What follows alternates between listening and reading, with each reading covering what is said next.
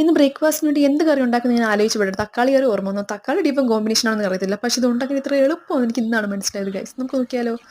എന്താ സൗണ്ട്. കടുക് പൊട്ടിക്കുന്നു, കറിവേപ്പില ഇടുന്നു, വെളുത്തുള്ളി ഇടുന്നു, ഉള്ളി ഇടുന്നു, പച്ചമുളക് ഇടുന്നു, കരിവേപ്പില ഇടുന്നു, നന്നായിട്ട് മിക്സ് ചെയ്യിക്കുന്നു. മൊരിയിക്കണ്ട, വേവിച്ചെടുത്താൽ മതി. എന്നിട്ട് ഇതിലൂടെ നമ്മുടെ മസാല കൂട്ടായ മുളക് പൊടി, മല്ലിപ്പൊടി, മഞ്ഞപ്പൊടി ഇടുന്നു. ഞാനാണ് വീട്ടിൽ കുക്കിംഗ് ചെയ്യണമെന്ന് പറഞ്ഞ് ഇതുവരെയും വിശ്വസിക്കാതെ ഇപ്പോഴും ഊക്കിക്കൊണ്ടിരിക്കുന്ന എൻ്റെ ഫ്രണ്ട്സിന് വേണ്ടി ഡെഡിക്കേറ്റ് ചെയ്തു ഗൈസ്. നന്നായിട്ട് മിക്സ് ചെയ്യുക. മിക്സ് ചെയ്തിട്ട് പച്ചമുളക് മാറുന്നവരെ മിക്സ് ചെയ്യുക. എന്നിട്ട് നമ്മുടെ മെയിൻ സാധനമായ തക്കാളി ആഡ് ചെയ്യുക. ഞാൻ പ്രത്യേകിച്ച് വെള്ളമൊന്നും ആഡ് ചെയ്യുന്നില്ല. തക്കാളിയിൽ നിന്ന് ഓൾറെഡി വെള്ളം വരുന്നതാണ്. അപ്പോൾ തക്കാളി നന്നായിട്ട് മിക്സ് ചെയ്ത് അടച്ച് വെച്ച് വേവിക്കുക. അപ്പോൾ നമ്മുടെ സെറ്റാണ് ഗൈസ്. എന്നിട്ട് ഇതിലോട്ട് നമ്മുടെ കുറച്ച് കറി മസാല, എന്നിട്ട് അവസാനം കുറച്ച് മല്ലിയിലയും കൂടെ തൂക്കിയെടുത്താൽ കറി ഓൾ സെറ്റാണ് ഗൈസ്. അപ്പോൾ നന്നായിട്ട് മിക്സ് ചെയ്തെടുക്കുക.